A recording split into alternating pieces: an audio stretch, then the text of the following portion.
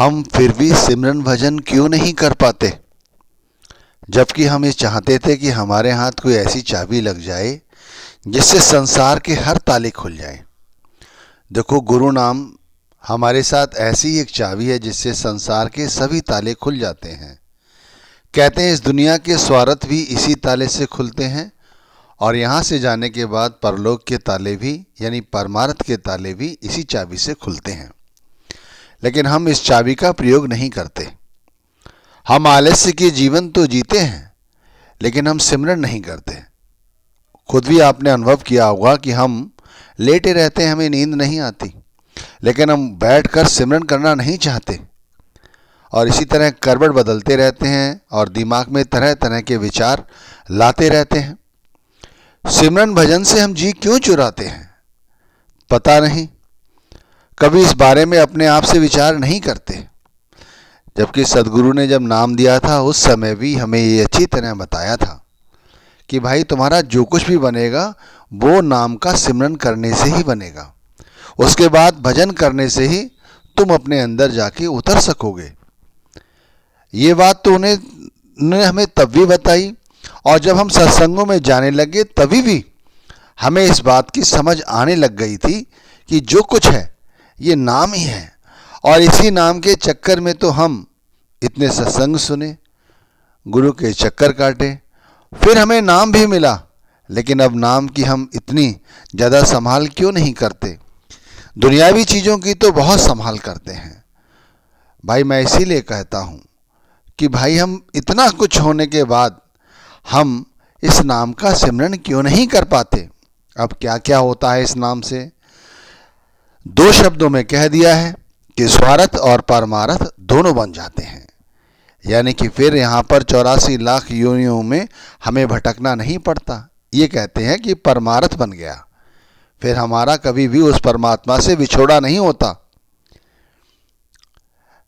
और रही बात दुनिया की, तो देखो हम घर परिवार में इस कदर उलझे हुए हैं कि हम चाह कर भी इस भर परिवार को नहीं छोड़ पाते। उनकी मोह, उनकी ज़रूरतें हमें इस कदर हमारे दिमाग पे हावी रहती हैं कि हम उन्हीं को पूरा करने में सारी ज़िंदगी बिता देते हैं। लेकिन यदि गुरु नाम का हम सिमरन करने लग जाएं तो भाई हम इनसे भी बड़ी ही सहजता से निवृत्ति पा लेते हैं और संसार की ज़रूरतें भी पूरी हो जाती हैं। कहते हैं जो मन के विकार हैं, क्रोध और ईर्ष्या और द्वेष और वासना, ये इंसान की कभी भी हमसे दूर नहीं होती। ये हमारे अंदर जैसे आती है वैसे कभी जाती नहीं, हमारे साथ ही जाती है। देख लो हमारे जाने के बाद हमारे जो परिचित हैं वो हमारा किस तरह से परिचय देते हैं। आपने दूसरों के विषय में देखा है ना, जो अच्छे लोग थे उनके बारे में अच्छा कहते हैं, जो बुरे थे उनके बारे में बुरा कहते हैं। अब तुम कैसे हो और तुम्हारे बारे में कैसा कहेंगे, हमें खुद विचार करना चाहिए।